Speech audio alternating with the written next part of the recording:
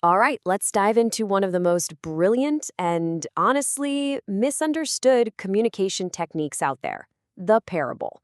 We're going to look at how Jesus used these seemingly simple stories to unpack some incredibly deep truths and figure out why they still hit so hard thousands of years later. Just think about it for a second.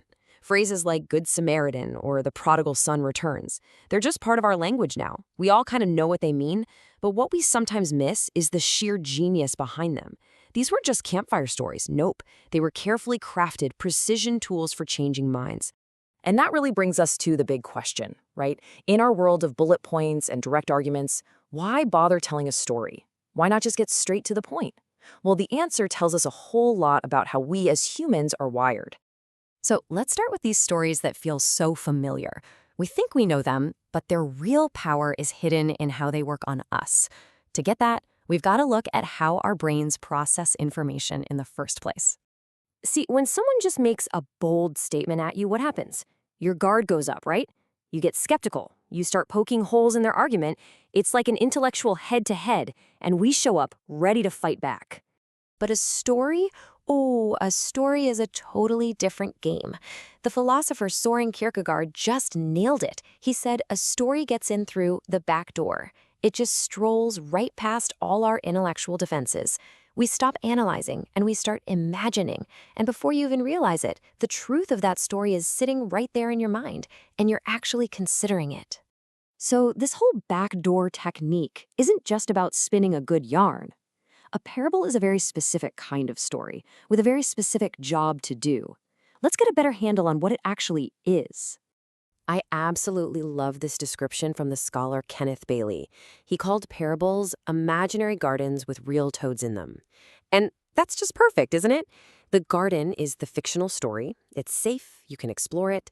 But the toads, those are the hard truths, the real-world challenges. They are 100% real. So if we want to get a little more formal about it, a parable is basically a big analogy. But here's the key. It has a purpose. Its job is to convince you of something, to persuade you. This is not storytelling for pure entertainment. Every single parable is designed to make a point and get a reaction. It wants you to do something. Okay, now this is where things get really fascinating and, frankly, a little bit weird. For centuries, people have argued about why Jesus used parables. Was it to make things super clear for everyone? Or, and this is the wild part, was it maybe to hide the meaning from some people? This whole debate created two major ways of reading these stories. For most of history, people used the allegorizing method, where pretty much every single detail was a secret symbol for something else. But then, more modern scholars push back, saying, whoa, hold on, maybe there's just one big idea here. And this whole argument really boils down to one very tricky passage. In the Gospel of Mark, Jesus draws this really sharp line in the sand. He tells his inner circle, his disciples, that to them, the secret of the kingdom is given directly.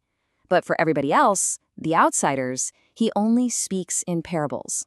So what's up with that? Why the different approaches? And here we go. This is probably one of the most jarring things Jesus says in the Gospels.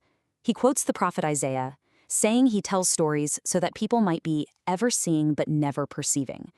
It sounds on the surface like he's intentionally trying to stop people from understanding so they can't be forgiven. So, was he really trying to hide the truth?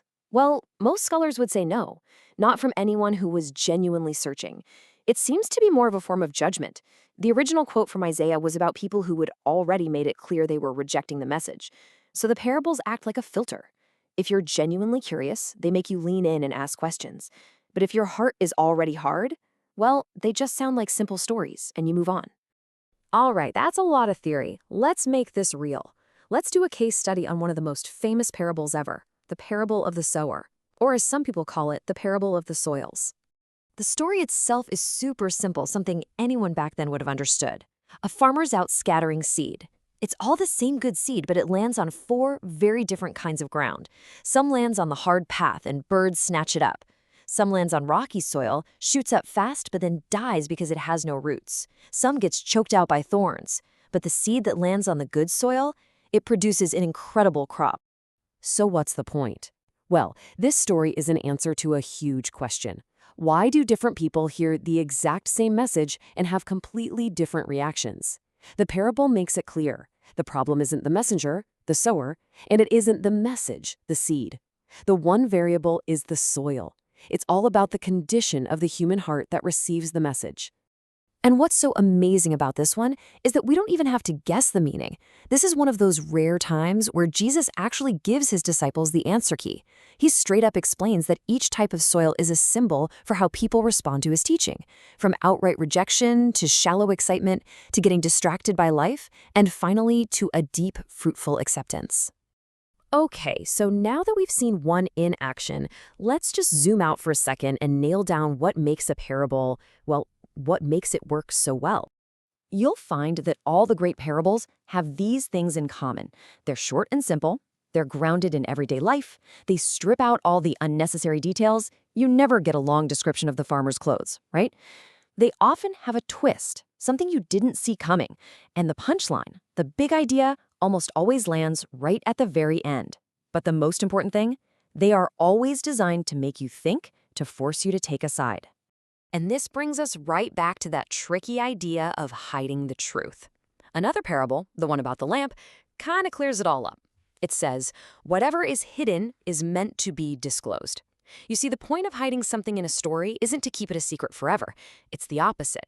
It's because the act of searching for the meaning and discovering it for yourself makes that truth so much more powerful, so much more yours when it finally clicks. At the end of the day, a parable does something better than almost any other way of communicating. It holds up a mirror. It shows you a little world and then quietly asks, where are you in this picture? It doesn't scream at you what to believe. It invites you to find yourself in the story. So the real question isn't just what does the parable mean? It's when you look into that mirror, what do you see?